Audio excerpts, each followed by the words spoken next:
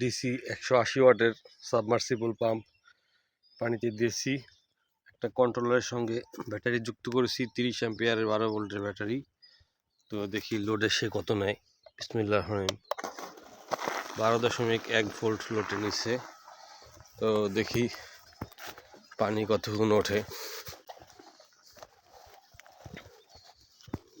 হয়তো পানি আসা শুরু করছে, দেখি কতক্ষণ পানি টানতে পারে সে।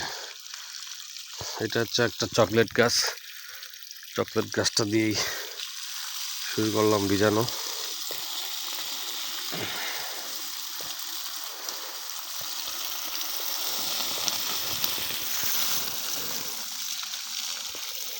ভালোই পানি উঠতেছে, কতক্ষণ ওঠে সেটা এখন দেখার বিষয়।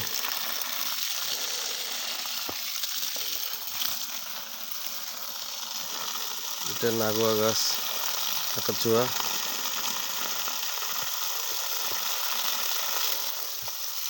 এটা ভেরিগেট পেয়ারা গাছ, সেটাকে ভিজাচ্ছি। এর ভিতরে এখন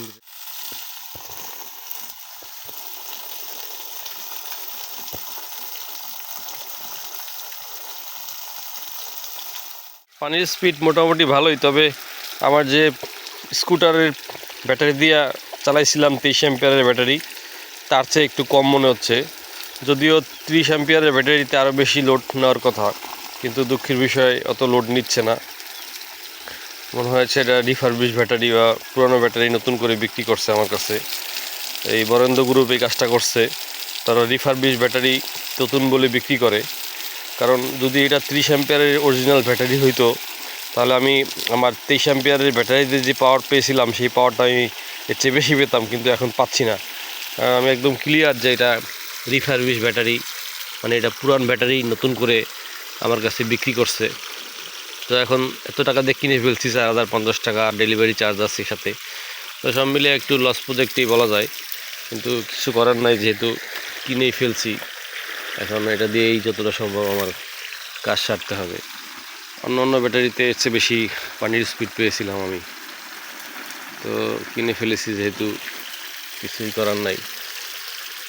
যতটা সম্ভব এটাকেই ব্যবহার করে দিতে হবে যতদিন ব্যাটারিটা পাওয়ার দেয়। প্রায় 10 মিনিট ধরে পাম্প চালাচ্ছি, এখন দেখি পাম্পের ভোল্টেজ কত নেমে গেছে। 11.6 ভোল্ট দেখতে পাচ্ছি। 11 ভোল্ট নামলেই পাম্পটা শাটডাউন হয়ে যাবে, যেহেতু auto cut low voltage protection LVB সিস্টেমেই এর ভিতরে আছে। এখনও গরম হয় নাই, বা তার ভালোই গরম হয়েছে, পানি উঠতেছে। তো বেশিক্ষণ মনে হয় দেওয়া যাবে না। এই যে ব্যাটারি, ডিজিডিসি ব্যাটারি, এই যে দেখতে পাচ্ছেন কি সুন্দর ডিজিডিসি ব্যাটারি। তো 11 ভোল্ট 11.6 ভোল্ট নেমে গেছে। আর 6 ভোল্ট শেষ হইলেই মোটামুটি পাম্পটা শাটডাউন হয়ে যাবে।